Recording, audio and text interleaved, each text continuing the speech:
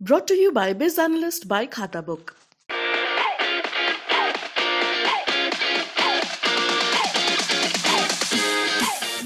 नमस्कार, आप देख रहे हैं यूपी तक और मैं हूं रजत सिंह। उत्तर प्रदेश की राजनीति लगातार बदल रही है। चुनाव के बीच भी दल बदल हो जाए, ये कोई बड़ी घटना नहीं होगी। जिस तरीके से उत्तर प्रदेश की पॉलिटिक्स रोजाना बदलती हुई दिख रही है, इस बीच अखिलेश यादव एक बड़े खिलाड़ी के तौर पर उभरते हुए नजर आ रहे हैं।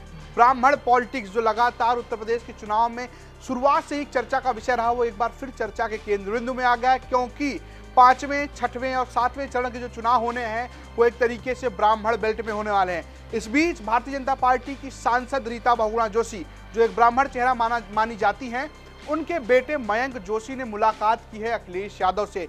अखिलेश यादव से मुलाकात करने के बाद अखिलेश यादव एक ट्वीट करते हैं और बताते हैं कि मयंक जोशी के साथ उनकी शिष्टाचार मुलाकात है। इसके बाद तमाम एक बातें जो है वो सियासी गलियारों में चलने लगती हैं और ये कहा जाता है कि क्या मयंक जोशी पाला बदल लेंगे, क्योंकि दरअसल रीता बहुगुणा जोशी के बेटे मयंक जोशी ने लखनऊ कैंट से टिकट मांगा था बीजेपी से, उनको टिकट नहीं मिला। बताया जा रहा था कि रीता बहुगुणा जोशी और उनके बेटे दोनों नाराज हैं। रीता बहुगुणा जोशी की बात करें तो वो बीजेपी के एक बड़ी ब्राह्मण नेता हैं, बड़ा ब्राह्मण चेहरा बताई जाती हैं। उनका प्रभाव ना सिर्फ लखनऊ में है बल्कि प्रयागराज में भी देखने को मिलता है। जिस तरीके से देखा जाए कि 5वें, 6वें और 7वें चरण में ब्राह्मण बेल्ट में चुनाव होना है, ऐसे में उनकी नाराजगी कहीं बीजेपी को भारी ना पड़ जाए। जब मयंक जोशी मिलते हैं उसके बाद तमाम बातें होती हैं और उनका एक बयान भी सामने आता है। उसमें वो कहते हैं कि जिसको मेरी उपयोगिता होगी मैं उससे मिलने जाऊंगा, वरना घर बैठ जाऊंगा। सुनिए मयंक जोशी ने क्या कहा है।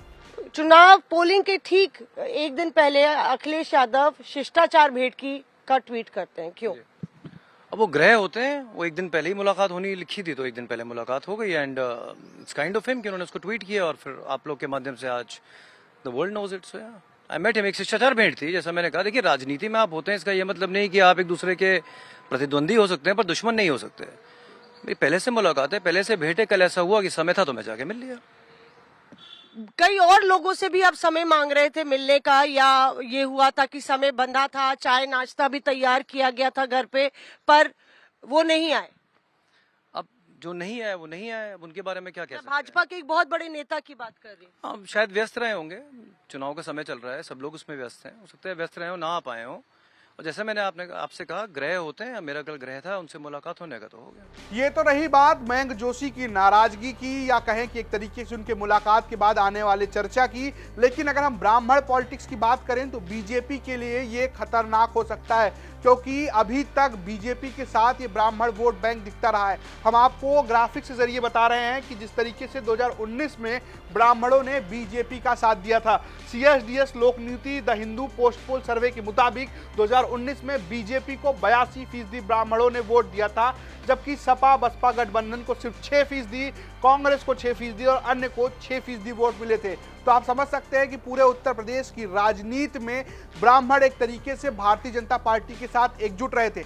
बात सिर्फ यही नहीं टिकती है, बल्कि अगर हम बात करें पूरे ब्राह्मण समुदाय की तो करीबन 11% ब्राह्मण समुदाय पूरे उत्तर प्रदेश में है और उनका वोट बैंक एक तरीके से किंग मेकर के तौर पर देखा जाता है। अगर हम पूर्वांचल यानी आने वाले जो चरण है जहां पर अभी चुनाव होने हैं तो वहां की बात करें तो वहां भी महत्वपूर्ण हो जाते हैं। सीटों की बात करें तो पूर्वांचल के कुशीनगर, गोरखपुर, देवरिया, बांसगांव, फैजाबाद, बहराइच, श्रावस्ती, गोंडा, डुमरियागंज, महाराजगंज, अंबेडकर नगर, बस्ती, संत कबीर नगर, आजमगढ़, घोसी, सलेमपुर, बलिया, जौनपुर, गाजीपुर, चंदौली, वाराणसी, भदोही, मिर्जापुर, फूलपुर, इलाहाबाद और प्रतापगढ़ की सीटों पर ब्राह्मणों का अच्छा खासा प्रभाव है।